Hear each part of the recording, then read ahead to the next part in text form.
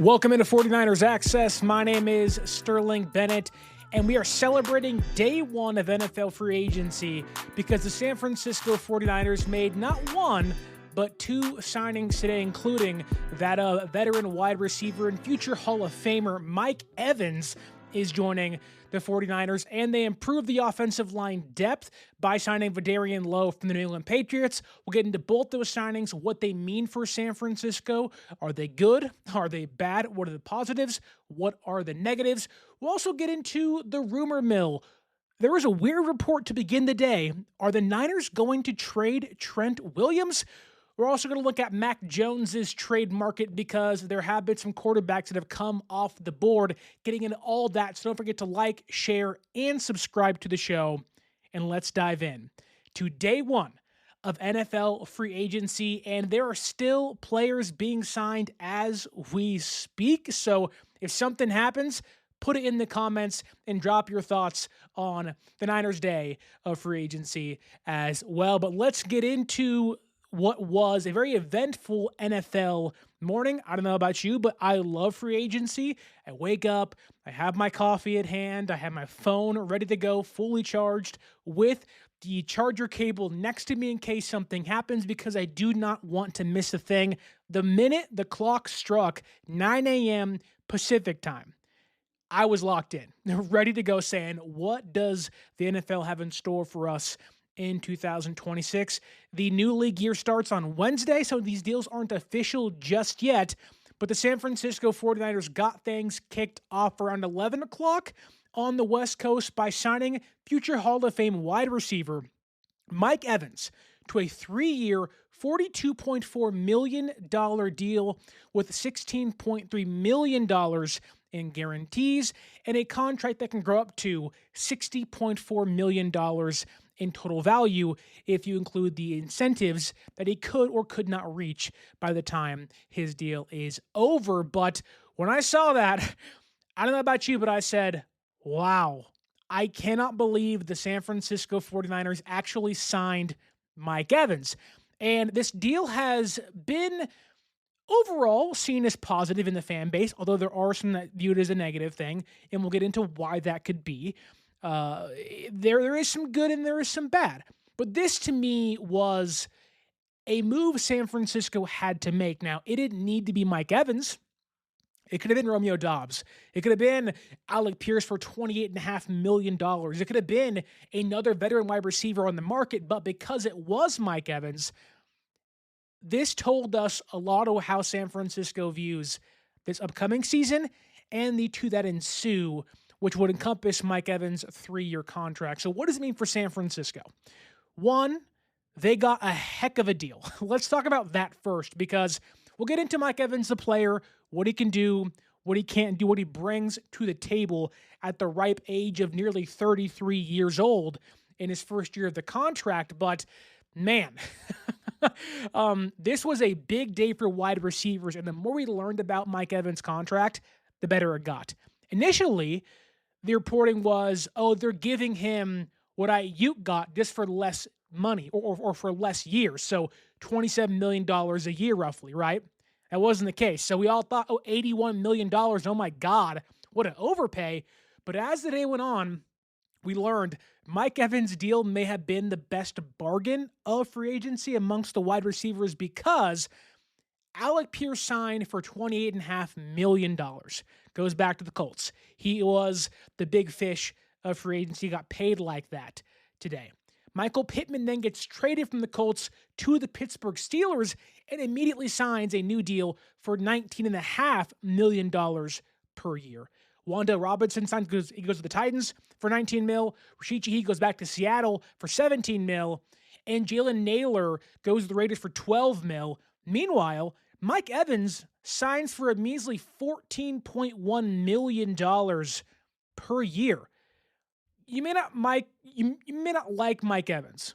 You may not like the age, the injury stuff, but you cannot argue when it comes to value, when it comes to how much San Francisco gave up for a player of his caliber.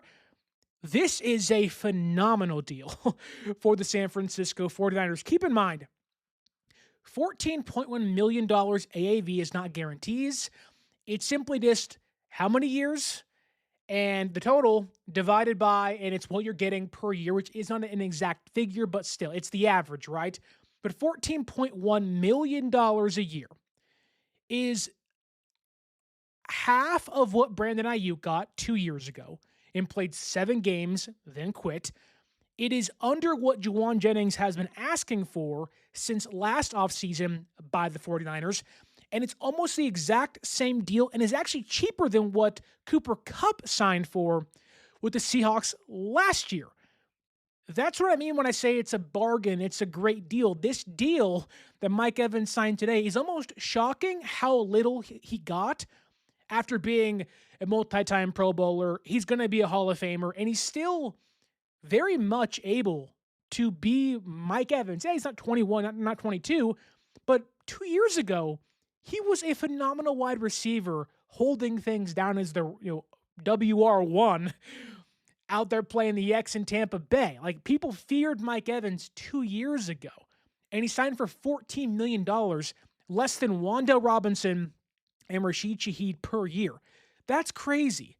Like, I really could not believe how little Mike Evans signed for, but then you add in the fact that Romeo Doubs, who hasn't signed yet, he's probably going to get around $17 to $20 million, meaning Mike Evans, of the big name receivers out there, might be the second lowest paid one per year. That's incredible value for Mike Evans, and good job to John Lynch and Parag Marate capitalizing on Mike Evans' market. There are reports that they've been talking to him or kind of showing interest in him since the NFL Combine, and they wanted to get things done today, and they got their guy. And we'll get into the good and bad soon, but this is, to me, a not off-season changing, not draft-changing deal entirely, but what this means for the Niners is, one, for a team that's going to lose Brandon Ayuk for all the right reasons. Juwan Jennings is not supposed to come back this offseason as well, so you're losing the 2 targets you hope to be part of your future. Deebo Samuel was traded away, 2 off seasons ago now. But now you give Brock Purdy, fresh off a brand new extension last year, the first proven weapon on the outside playing the X he's had really since 2023. Like, we all love Juwan Jennings, and the whole Ayuk thing has kind of muddied things up. But you think about it, the Niners have not had a pure X wide receiver on the outside for 2 years now. The last time they had one of those guys, they went to the Super Bowl, and that guy got paid $30 million a year. Now, I'm not saying that'll be the outcome for Evans, but I'm more so saying that if you give Brock that kind of player, it makes this offense run smoother. It makes Purdy play better. He was a MVP finalist that year for all of those reasons, including Christian McCaffrey and Shanahan and that stuff. But still, this is Purdy's first ex-wide receiver outside threat that can play on the field, barring injury, since Brandon Ayuk in 2023. That it's a long time, and that's a big thing for him. We've seen San Francisco the last couple of years get more into a passing offense that's dropping back with 3 wide, 4 wide, and they're trusting Brock Purdy to throw downfield more often. You have to get somebody like Mike Evans in that room. It's why mock drafts have shown Denzel Boston and Omar Cooper and Casey Concepcion and Chris Brazzell. We all want people like this, albeit Concepcion's different than those guys. I'm just saying, you want the explosive, deep threat on the outside. You are mocking and mock drafting those guys in San Francisco. Well, they just signed one today. Now, he's not 21. He's 32 going on 33. But if he's healthy, he is the first reliable outside wide receiver and kind of a deep threat that is still one of the most savvy route runners in football. He is so refined and so smart. And again, if he's healthy, can bring so much to the table. And people, when they think of Mike Evans, they go, oh, he plays outside. He's just an outside guy. That's true. But Mike Evans actually plays 30% of his snaps, roughly, in the slot. So you lose Juwan Jennings, you lose Brandon Ayuk, you now sign a guy who I know is older, but he can play the X like Ayuk. But if Shanahan wants to get tricky and move him around 30% of the time, he can play the Juwan Jennings role, be your 6'5" slot receiver, and give you a mismatch. That's why when you think of, Mike Evans, he's older, and the injuries last year, it's like, no. If you dive deep into this, and look, there's reasons to hesitate of loving this, but I think there's many reasons to really like the deal and the move of getting Mike Evans in San Francisco. And you can talk about the slot stuff. I want to get into his red zone stats because not as much last year, but 2 years ago, the Niners really struggled to put the ball in the end zone once they got inside the opposition's 20-yard line. Mike Evans in the red zone is otherworldly. Since 2021, and not counting last year because he missed 9 games due to injury, so 2021 to 2024, Mike Evans has been targeted 61 times in the red zone. He's caught 32 of those targets for 161 yards, and get this, of those 32 receptions, 24 touchdowns. I don't know what percentage that is, but that's when only 8 of your receptions in the red zone don't go for touchdown, and it's a sample size of 61 targets, 32 receptions, and 24 touchdowns. That is insane. Like, we have yearned for a receiver like this, like Mike Evans, in the red zone for a long time. And again, I get it. The age, it's a problem. But I can almost push back and say, while we can balk at him being nearly 33 years old once training camp begins, I could say that Mike Evans joining the receiver room that has Pearsall, who has yet to truly find his strides because of health in the NFL going into year 3. Jordan Watkins, who played 2 games last year and caught 1 pass and couldn't buy a snap, and they were tossing out Malik Turner in playoff games over him going into year 2. Same thing for Cowling, year 3. He didn't play at all last year because of hamstring strains. Like, there's so much unproven young talent in the room that getting Mike Evans to be that veteran mentor to help these guys learn and grow, it's mainly for Pearsall, but even guys like Jordan Watkins, who at Ole Miss was a big contested catch guy, and they wanted him to be that deep threat for them. Mike Evans is the ultimate contested catch receiver.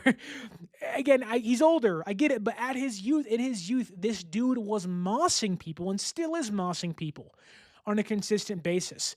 Yeah, the hops may be gone at times, and it may be more stuck to the ground than he once was when he was in his 20s, but Mike Evans still has some of the best hands in football, bar none.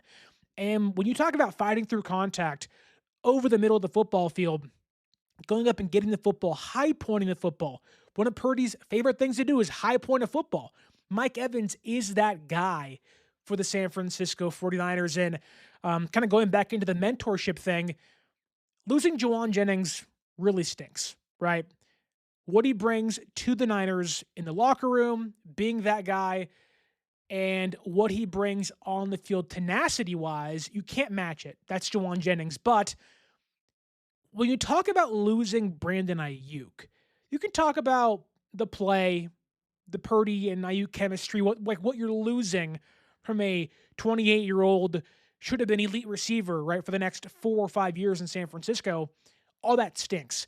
But now what we've seen from Brandon Ayuk, and going from the Brandon Ayuk immature quitting on the team, speeding past Levi Stadium, going on YouTube and showing off his diamonds, going on social media, complaining on YouTube and showing up and not going to practice, and then getting his contract voided, to a Super Bowl winning, guaranteed future Hall of Famer in Mike Evans to mentor the young receivers in San Francisco. That is a massive win.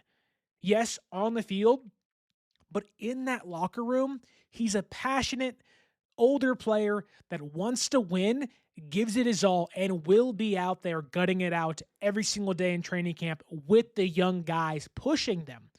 That wasn't Brandon Ayuk. Ayuk got paid and said, I'm done. I'm done. Evans is like, I'll take a discount. Going back to the contract stuff and how big of a value this is, think about this. Mike Evans chose to leave the place.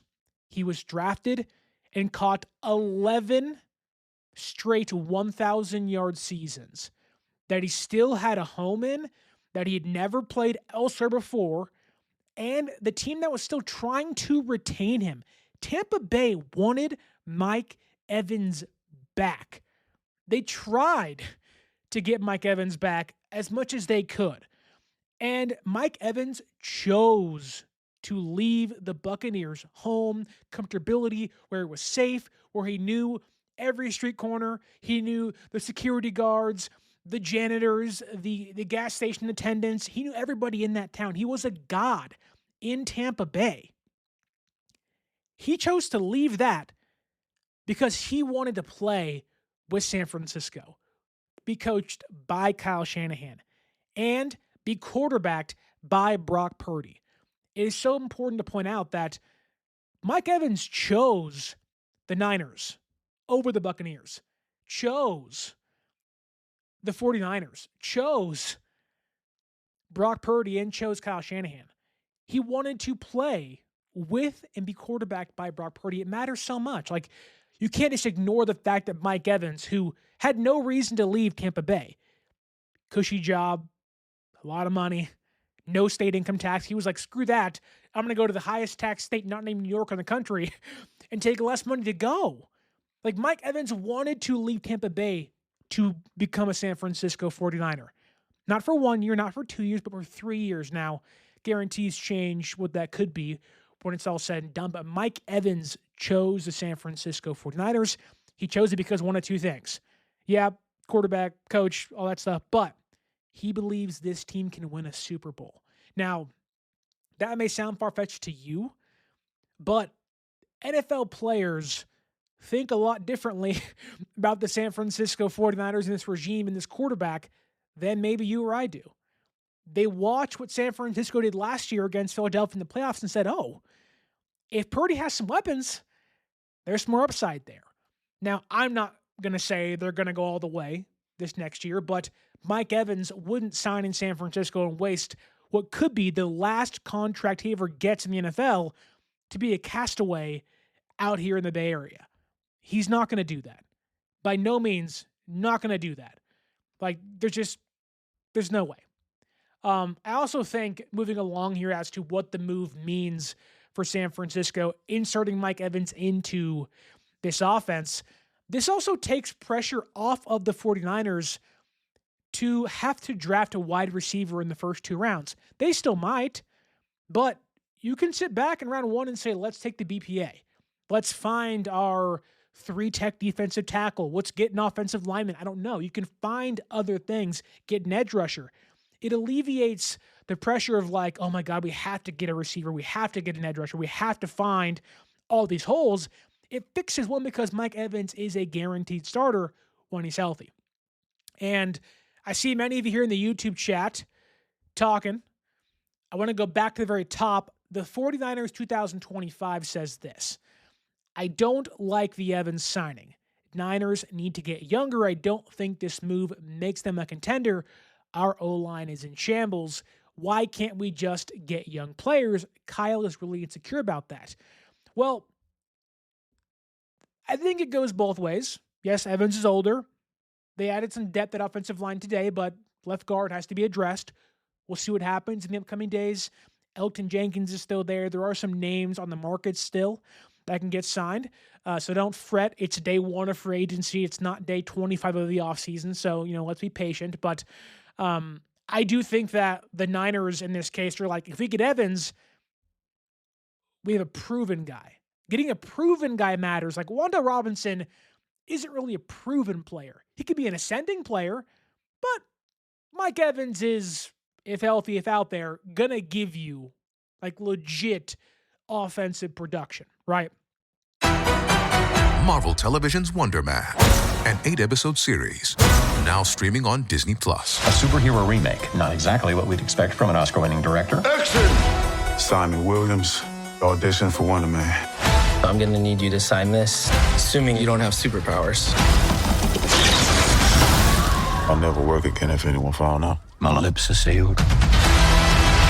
Marvel Television's Wonder Man. All 8 episodes now streaming, only on Disney+. Rashid Shaheed, a speedster. He can do a lot of great things for you, and he got paid more than Mike Evans did, mind you.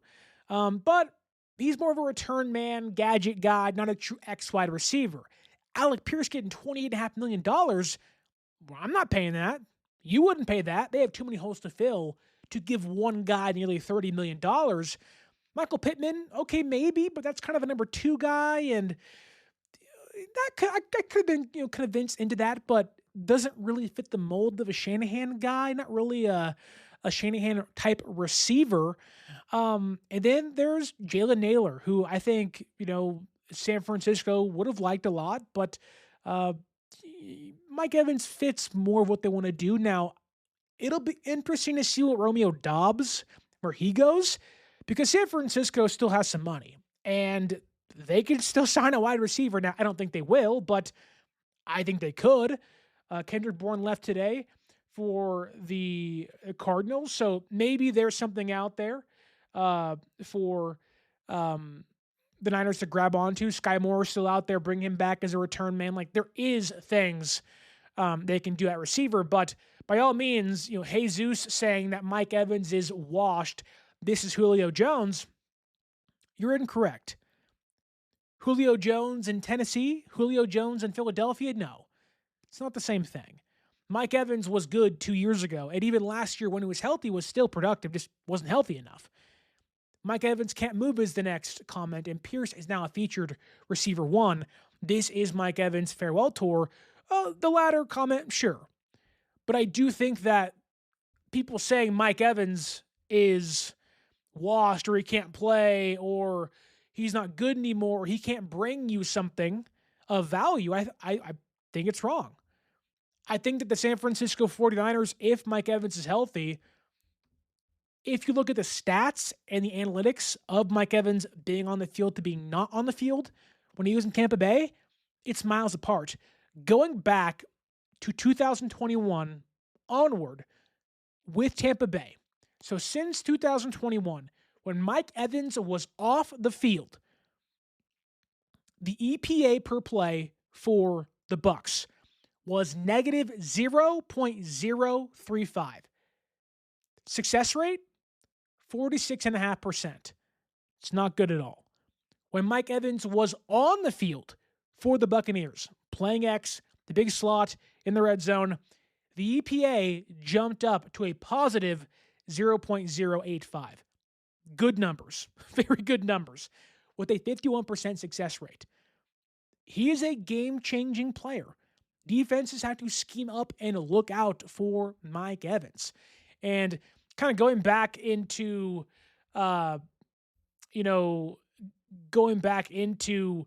the mentorship side of things and what he can do for Jordan Watkins and Pearsall and all that stuff, I think contested catches matter.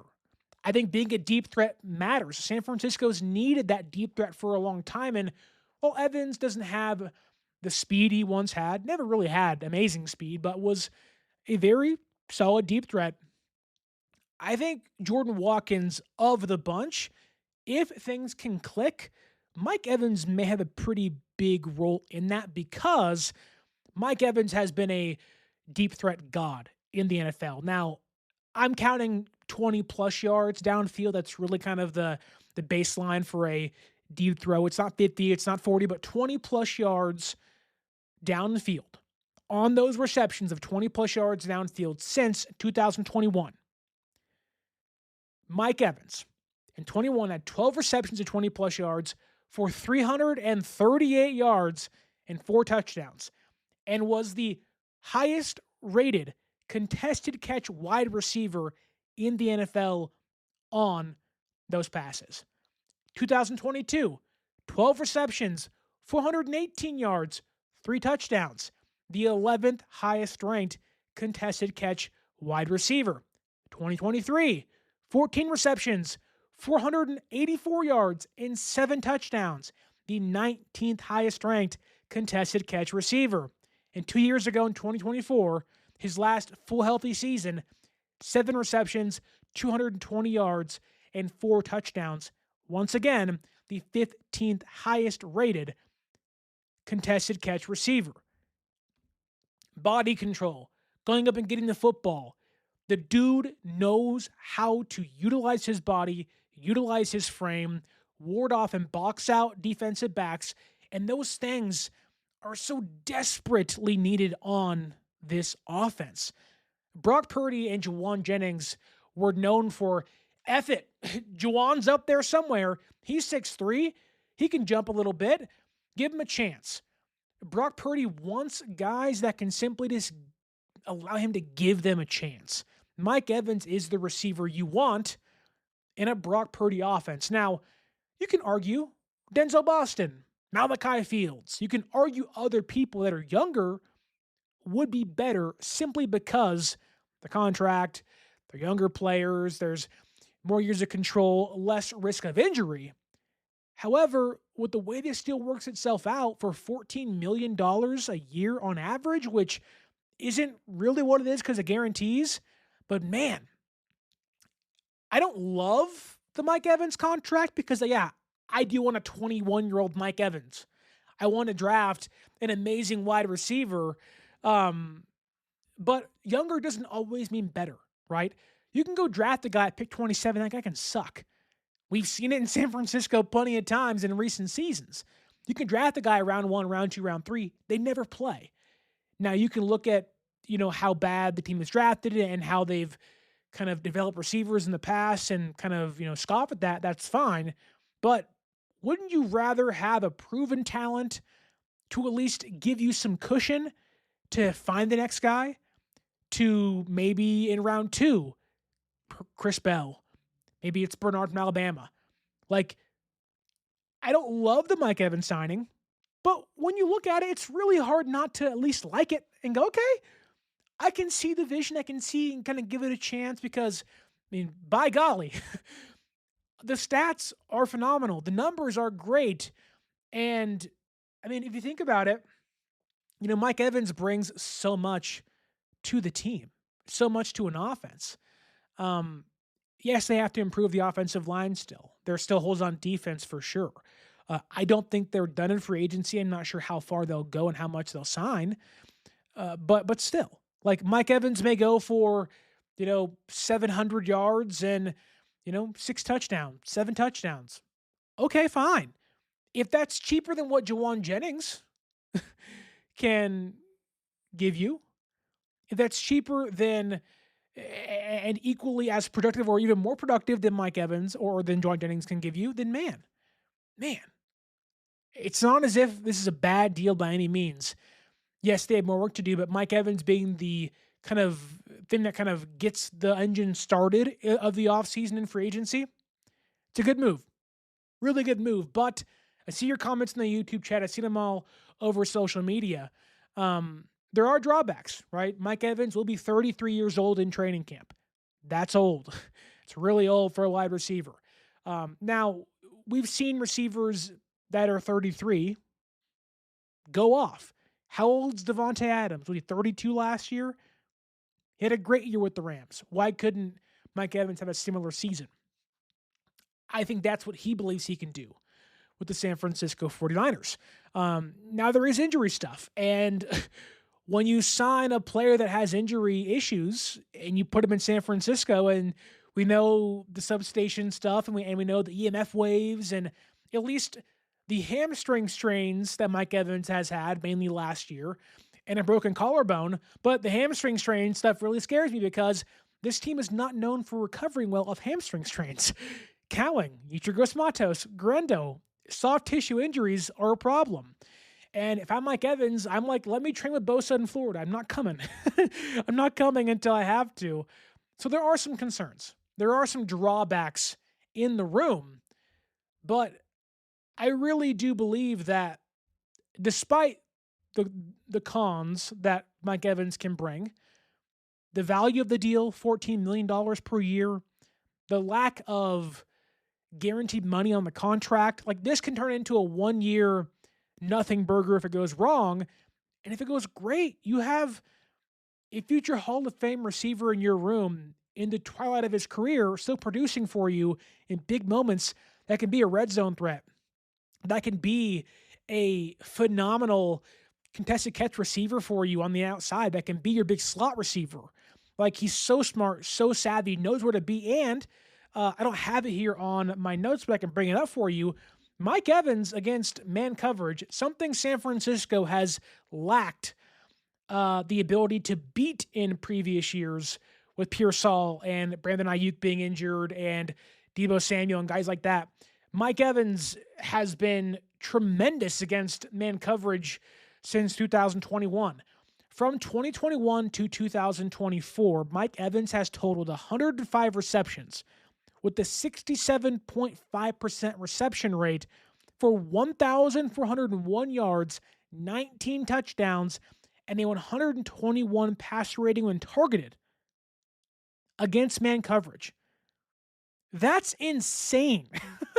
Like, this dude, despite, again, the injuries and the stuff, like, my God, Mike Evans can still play. And if he's even half of that or 3/4 of that for the San Francisco 49ers, this is one of the best deals on paper, at least. You have to prove it still. But on paper, it's one of the best deals in football of the free agency so far.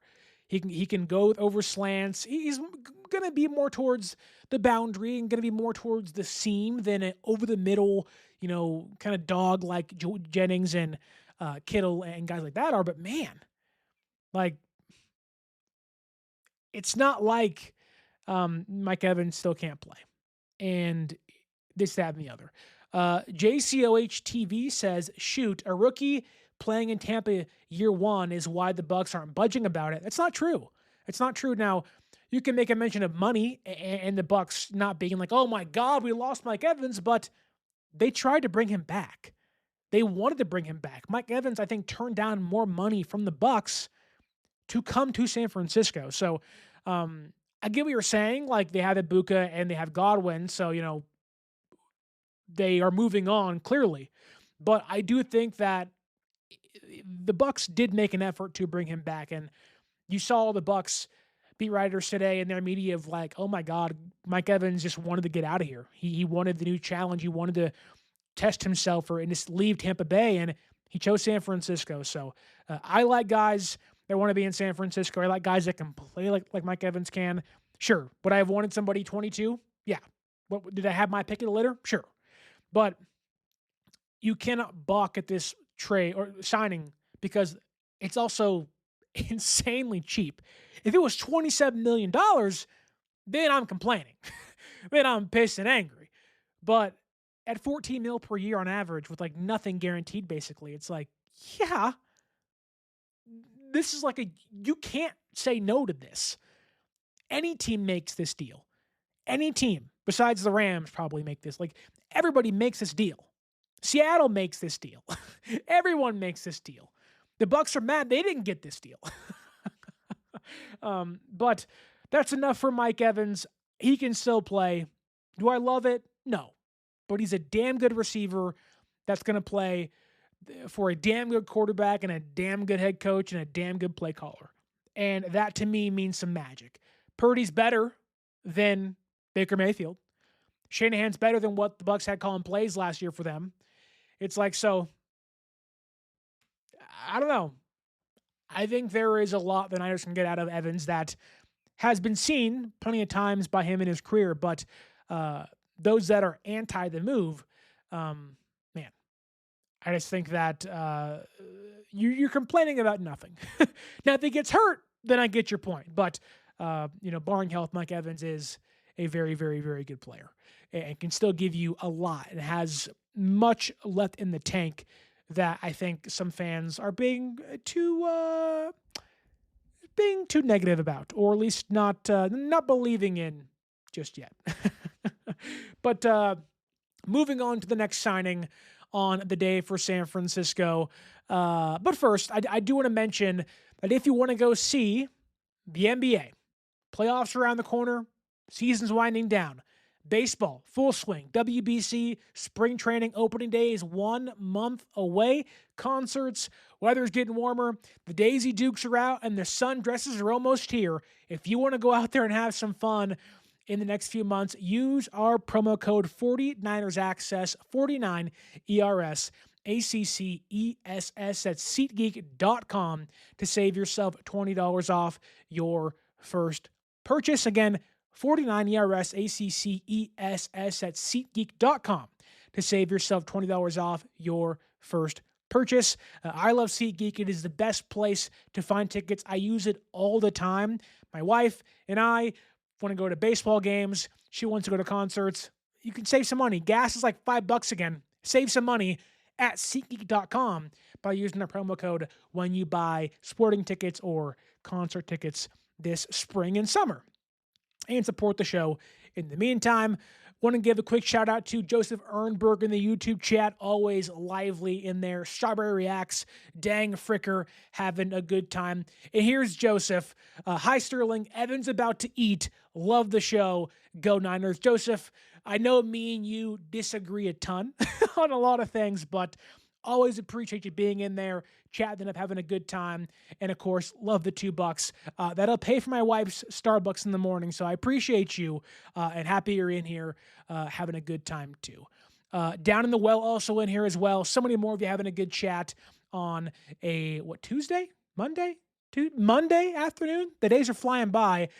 Free agency day 1 almost in the books, but the Niners made a second move around the afternoon today, and it was kind of a shocking one. I don't think anybody that I saw had VeDarian Lowe, the Patriots' offensive tackle, on their projections or on their wish list leading into free agency, but they signed him to a 2-year deal worth upwards of $12 million with 5.75 guaranteed. And this really is nothing more of a backup depth signing.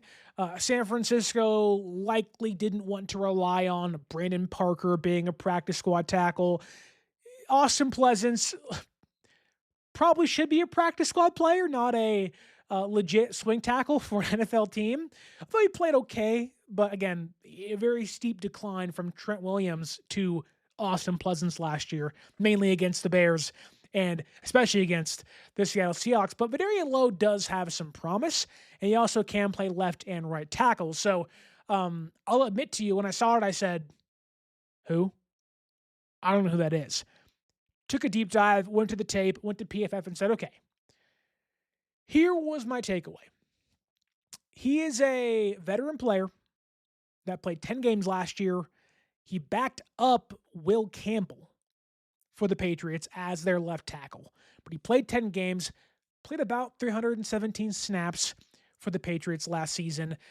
If you want to go to the PFF stuff for a second, a 66.3 overall grade last year, a 56.8 run block grade, but did see a 10-point jump when it came to zone run blocking, and lost some success in regards to gap blocking. So there is a little more belief that as a zone run blocker, he can be better with a zone run team like San Francisco has been since Shanahan took over in 2017. But he is very similar to a player we saw the last couple of seasons in Spencer Burford. He is a pass blocker at heart that does have a hard time getting out in space, being a puller. And it really isn't somebody you want being your starting tackle. He is a fine, serviceable depth guy in a pinch. Can you start if Trent goes down against the Bears trying to tackle an interception to begin a game? If McKivitz goes down, he can play both, right? Over 1,300 snaps at left tackle and nearly 250 at right tackle. So has versatility, but he is just depth. He's just depth. I saw people saying, what does it mean for Trent? Is this a replacement? It's like, no, this has nothing to do with Trent. I go back to last season. San Francisco had signed Brandon Parker and they had signed Pleasance. They also signed Andre Dillard, and he couldn't stay healthy. And then they cut him and they re-signed him, trying to get him healthy. And they signed about 2 other tackles last offseason. This is more of a younger, less injured player of like, we just need somebody we can trust a little bit more behind Austin Pleasance or behind Trent and McKivitz ahead of Austin Pleasance because, Lowe again does give you a kind of solid base as a pass blocker. 16 pressures last season, about an 8% pressure rate and 1 sack allowed, 67.1 pass block rate. So not a great player, maybe not even a good player, but, he's a Spencer Burford-esque type of guy. Not going to be a run blocker, but as a pass blocker, he can hold up and just give you some protection. And people in the chat were talking earlier of how bad the offensive line is there in shambles. Well, you got some depth, and depth's not bad. We all want depth. Now we want it towards the interior because Brendel isn't good and Burford's gone and Barch is a disaster and Colby's a 7th-round draft pick that right now is your starting left guard. You want some depth and starting talent, but as a solid veteran behind Trent and behind Colby McKivitz, like, I'm fine with this. This is okay, I don't love it. I don't hate it. It's like, yeah, that was not a need, but understandably so. If he's healthy and Trent, who has had ankle injuries in the past, goes down, then okay. But that brings us to the bigger topic of conversation for tonight, besides Mike Evans. Because this morning, 6 minutes prior to free agency kicking off, we're all excited, got our coffee, got our phones, got our laptops. We have PFF fired up. We have the TV on, ESPN's on. We're all like, NFL free agency's here. Give me Schefter. Give me Pelissero. Give me Rap Sheet. Give me the insiders. Then bang, like a big freaking punch to the face. Here came this report by NFL Network's Ian Rappaport saying the San Francisco 49ers might trade Trent Williams if the situation, his contract negotiations don't get resolved. Hearing those words, the Niners are now open to trading Trent Williams if the situation doesn't get resolved. This got a collective groan, an eye roll. This got a, you gotta be kidding me, from plenty of fans. But like Niner Media says in the chat, what's up? Hope you're having a good time. He says that Trent report had been planned. Ding, ding, ding, bang the gong, bang the bell, sound the sirens. Yes. Yes. Isn't it fishy? Isn't it fishy that 6 minutes before free agency starts, when everybody's watching, every NFL team, every front office, every GM, every agent is on their phone, talking to teams, talking to clients, getting facts and paperwork together of like, oh, this is a big day for us. We're going to make some money. You're going to make some money. We're going to make some headlines. They released this report saying the Niners are now open to trading Trent Williams if things don't get cleared up. Just like the report that came out prior to John Lynch's NFL Combine press conference, it's the same thing. This is all designed to put pressure on San Francisco and vice versa. Put some pressure on Trent. Now, Trent's agent 100% leaked the info before the Combine.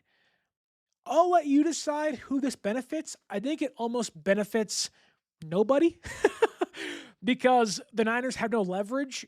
But I do think in some regard, this is them trying to play the ultimate game of hardball. And, you know, they really, it's shocking that they're still trying this, that they think any of this works. Because the question isn't, will they keep Trent? They're not trading away Trent Williams unless something chaotic happens and Trent like goes in there and like slaps Kyle in the face. And maybe not even that happens. I don't know. But like something insane has to occur before Trent gets traded away. San Francisco needs Trent Williams. They are a better team with him on the roster. And you can say, well, how much money and too much money, all that and the other. Okay, fine. But the question isn't, will they keep Trent? The The question is, what type of contract is he looking for? What exactly does he want that San Francisco isn't offering him? There was a report, I think, also this morning that San Francisco lowballed him, which isn't shocking. Happens every year, all the time. It's the back and forth of, I want this, that's super high. San Francisco says, you'll get this, that's super low, and you meet in the middle. Now, sometimes that works, and sometimes nobody budges. Like the Mac Jones stuff. We'll get into that in a second. But I think today gave us the clearest picture as to what Trent Williams wants and what his next contract might look like. And it's not rare this happens, but it's always good as a fan and as a media member to say, okay, what are we looking for? Like, where is the end goal for the player and the team? For the team, it's let's re-sign Trent. We want you back to block for eventual $53 million franchise quarterback in Brock Purdy, right? Well, today, the Washington Commanders did San Francisco a disservice, but also a favor, because they signed Laramie Tunsil to a 2-year, $60.2 million extension that includes the largest signing bonus for an offensive lineman at $32.5 million and includes $52.65 fully guaranteed dollars. $52.65 million in fully guaranteed money. Does it ever feel like you're a marketing professional just speaking into the void? But with LinkedIn ads, you can know you're reaching the right decision makers, a network of 130 million of them, in fact. You can even target buyers by job title, industry, company, seniority, skills, and did I say job title? See how you can avoid the void and reach the right buyers with LinkedIn ads. Spend $250 on your first campaign and get a free $250 credit for the next one. Get started at linkedin.com/campaign. Terms and conditions apply. There it is, folks. Maybe a smidge below it, because Tunsil's a little younger than Trent is, but that is the next Trent Williams contract. 2 years, around $60 million, so around $30 million per year. Maybe it's 28, maybe it's 29 per year. And he'll probably want around $30 million in signing bonus and around $50 million guaranteed. We have the baseline. We have, a clearer path. The blockade has lifted somewhat. The fog has lifted in the Trent Williams negotiations because, man, that's a lot of money. But gotta pay him. There is no trade him and draft somebody. You're not going to replace Trent that way. The Niners are a worse team in the immediate by trading away Trent and drafting somebody. Now, unless, and this won't happen, but unless Trent redoes his deal to avoid all of the dead cap for San Francisco trading him away, they sign somebody else, then okay. But it's not going to happen. Trent won't do San Francisco that good, if that makes sense. He won't do them that much service. They aren't that close of friends.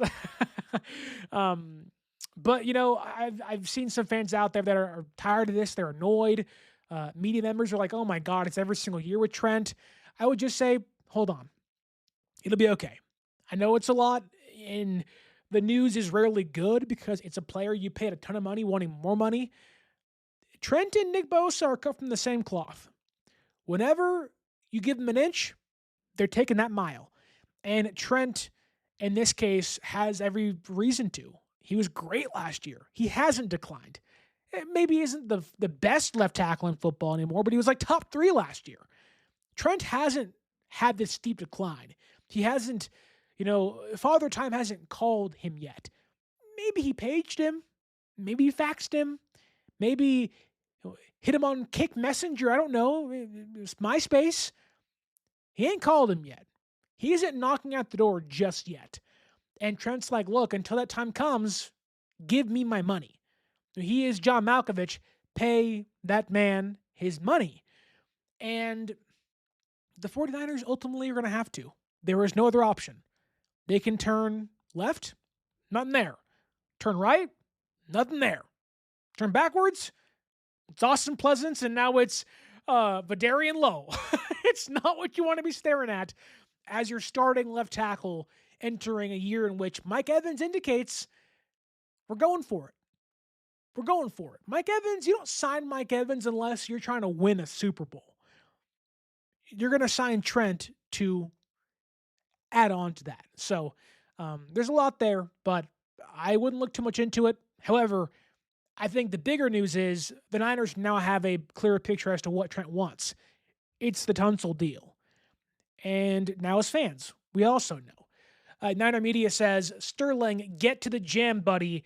Gonna have you play left tackle. I'll tell you what, you can give me $500,000 a year and I'll do whatever you want. I don't need a mill. You can give me $100K signing bonus and we're vet min, brother, and I'm in. Vet min and I'm in. You can give me a lifetime supply of season tickets and I'll sell them and I'll get the money back in a heartbeat. Dude, you lock me in. If that was the case. He also says, I can sign Sterling to a $5 million with incentive. Let's do it. Honestly, yeah. Yeah, man. You can give me $1 with $1 million incentives ahead of me, and I'll stick it out. I'll play with your broken ribs, feet, toes, ankles, teeth. If I can put my family at ease for a little bit, playing left tackle, and this honestly saying, hike and going, don't stop, with no anchor, no technique behind me, I'll give it a go. But honestly, yeah. Like, they're in a bind, and the way to unbind themselves is to pay Trent Williams. Moving along, though, we're having some fun here on a Monday night. We did lose a 49er today, that being Kendrick Bourne. He is signing with the NFC West rival, I'm calling him that, the Arizona Cardinals, for a 2-year contract, joining Mike LaFleur, former Niners coach and coordinator. He'll be joining him in Arizona. Funny enough, because the Cardinals did not get Malik Willis, it sounds like Kendrick Bourne might be reunited with Jimmy Garoppolo when it's all said and done. So we could see a Arizona Cardinals quasi 2019 49ers again in the desert, which should be fun. It'd be fun to watch Garoppolo and Purdy go head-to-head and watch Bourne see the guys and play him twice a year. So giving KB some love. Always love the big smile he has. Good vibes guy. Was a major depth piece for San Francisco last year, but good for him getting $10 million again on the free agent market. Sucks to see him leave, but happy for him in the long run because KB's awesome. KB's a good guy that means well, always happy, always vibes, always doing things that make me happy. KB's awesome. Big fan of his. Was a big fan of his in 2019, and he grew on me. And when he left, it sucked, but got a bag and got a second one today. Albeit a smaller one, so it was good. It was good. Strawberry says here, Cardinals said that Brissett's starting for them. Yikes. I would sign Jimmy G anyways, just to make sure, because Brissett's not very good either. But a whole quarterback room of mid is what they're going for 2026, which, I mean, whatever. Whatever. We'll see, though. We'll see. That was the rumor, though, that they were looking at Jimmy Garoppolo. Maybe it changed. Maybe he wants to go back to LA and back up at Stafford. Who knows? But, we'll see. We'll see. Let's see. Strawberry also says Gardner Minshew was signed as the backup today. I must have missed that in all my ramblings and rantings and ravings today, but okay. So a Brissett and Minshew quarterback room. I think I'd still sign Jimmy Garoppolo, if I'm being honest with you. It's not a good room by any means. That all three of those guys can get benched and have a quarterback carousel. It's not fun to be around with the heat and a bad quarterback room. Get me out of there. I would still sign Jimmy G. At least he's handsome still. You can look at something nice for 17 games a year and say, we may suck, but at least that guy's attractive. But let's keep going on here. On the show, because the next big news, it hasn't happened yet. I don't know if it will happen. in the next couple days or tonight, tomorrow. I don't know. But the Niners, according to Adam Schefter on ESPN today, are expected to lose Juwan Jennings in free agency. Now, again, we'll see what that looks like in the next 2 days or weeks, whenever that transpires. But my assumption is the Giants could make sense. The Titans could make some sense. Other than that, I'm not sure where else he can go. Maybe the Cardinals. I'm not sure. I wouldn't go there. They have a pretty solid receiver room, and Juwan probably doesn't fit. But I don't know. Tennessee and the Giants make a lot of sense for him. Be opposite neighbors and go join Wandale and Calvin Ridley out there in Tennessee. Unless the Titans cut Ridley. I'm not sure about that, but I digress. Anyways, look, losing Juwan sucks. I think you can find the next Juwan in the draft, and finding a 6'3" blocking first receiver isn't hard to do. It's just finding guys that can translate into becoming a viable receiving threat for you, and Juwan did that in year one. But we'll see. Until Juwan is signed elsewhere, I could see the Niners bringing him back. I really could. I do think that the market helps San Francisco a little bit, knowing Shaheed got 17, Wando got 19, and Evans got 14. Like, that to me almost favors the Niners and maybe bringing back Juwan. Now, I don't know what those conversations are like. San Francisco mentioned they wanted to bring him back before the free agency period began, so we'll see. But if Juwan's getting 16 and you've signed 2 receivers for $30 million per year total, and it's Juwan and Mike Evans and Pearsall's the other guy, you draft the receiver, I wouldn't hate that, but that's the cap. Like, 16 is the cap for me. But we'll see. I do think, though, the market and the way it's gone does favor Juwan not getting $18, $20 million, which is good. In the case of San Francisco, maybe wanting to bring him back, but Schefter said it's not going to happen, or at least not supposed to happen, so we'll wait. We'll wait. We have some comments here. Andrew says, I have Jimmy G going to Green Bay. That could be fun. I wouldn't be surprised to watch Anthony Richardson go there. That could be interesting too. Essentially be Malik Willis 2.0, and AFC South quarterback goes to Green Bay and learns behind Jordan Love. But we'll see. We'll see. We do have two more topics on the show, excuse me. We'll preview the next couple of days and kind of see what else is out there, because there are some big names still remaining on the market that could be targets for San Francisco. My predictions have not gone well. They never seem to do so in free agency, albeit some targets, Mike Evans being one of them, did sign for San Francisco. So we're not batting 1,000, but we're not batting 0, if you will. But the penultimate topic is the Mac Jones sweepstakes, because a lot of people out there think Mac Jones is getting traded, and I think they should deal him away. I would said it plenty of times here on the show, but I just don't know what the market is, because the Dolphins, for whatever reason, threw a freaking wrench into it this morning and signed Malik Willis. And then they cut Tua, which made sense.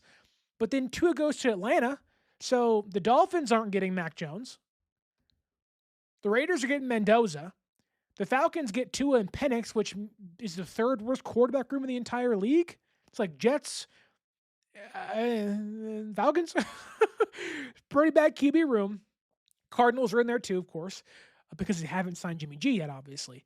But Willis goes to the Dolphins. Mendoza's going to the Raiders. Tua's goes to the Falcons. That leaves the Cardinals, Vikings, and Jets. And the Cardinals are going with Brissett and Minshew, maybe Jimmy Garoppolo.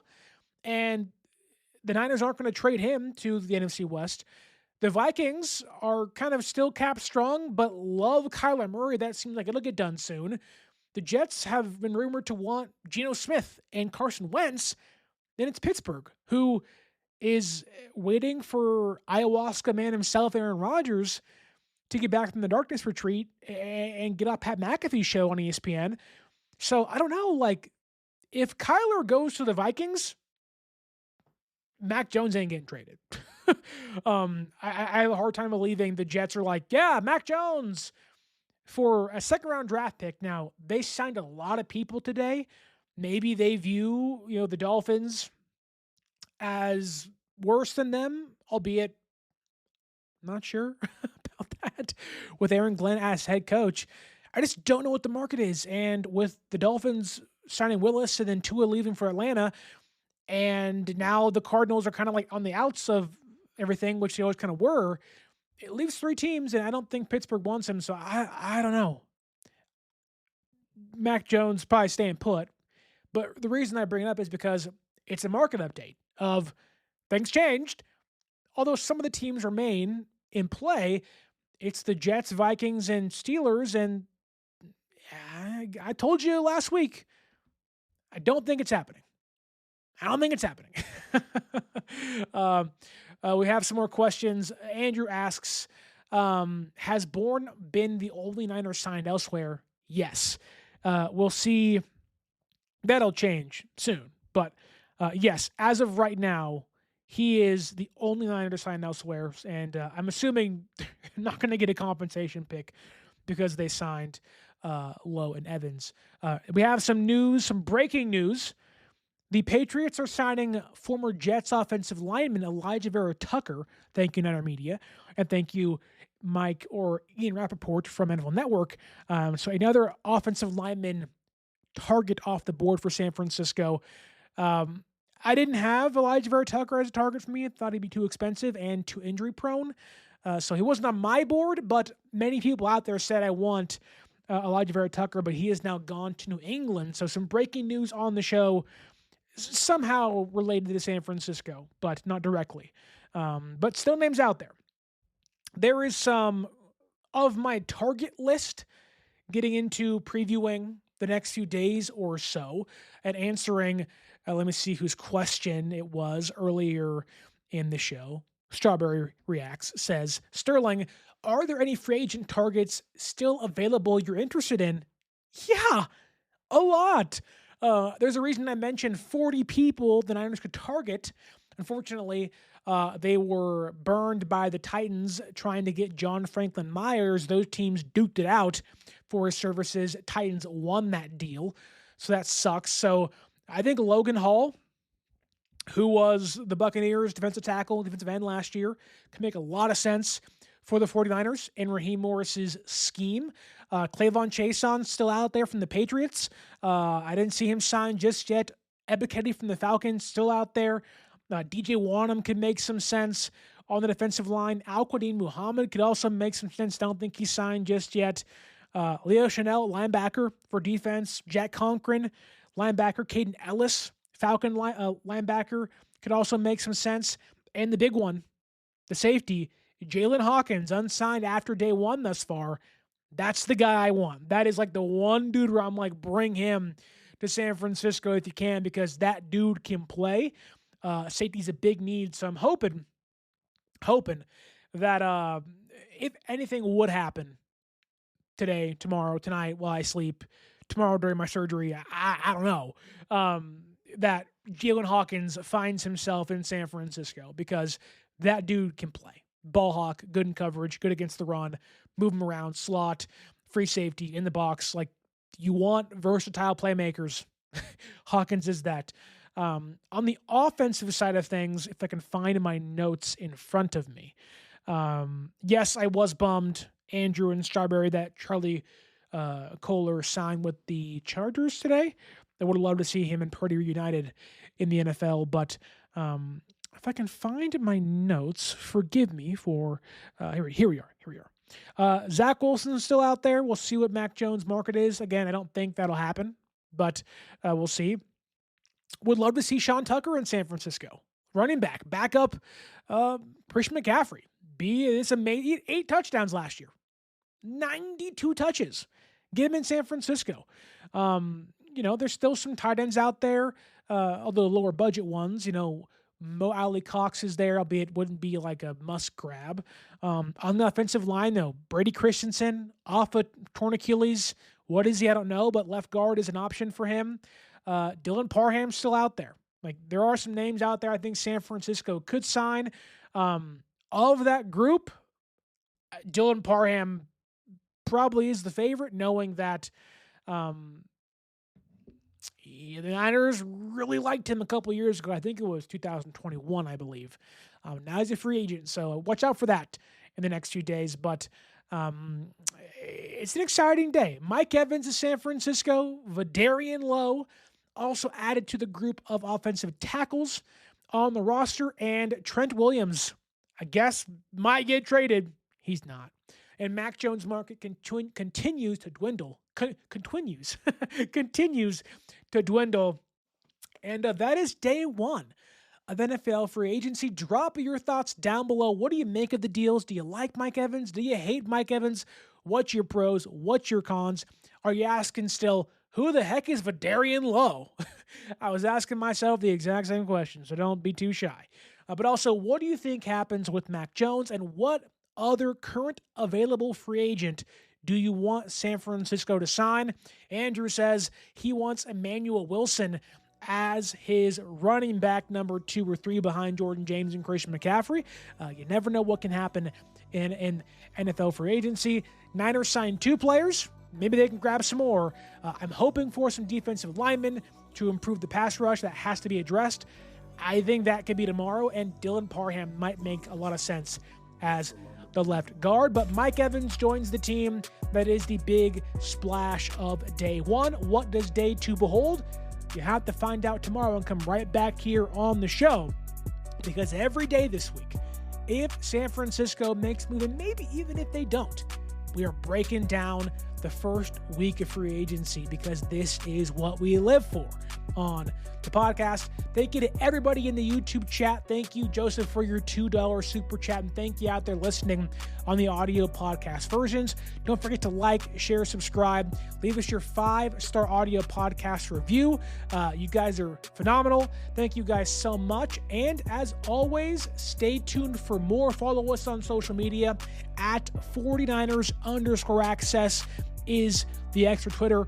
49ers.access is the Instagram, and use that promo code 49ersaccess, 49ERSACCESS at SeatGeek.com to save yourself $20 off your first purchase. And as always, that is day 1 of NFL free agency. My name is Sterling Bennett, and stay faithful.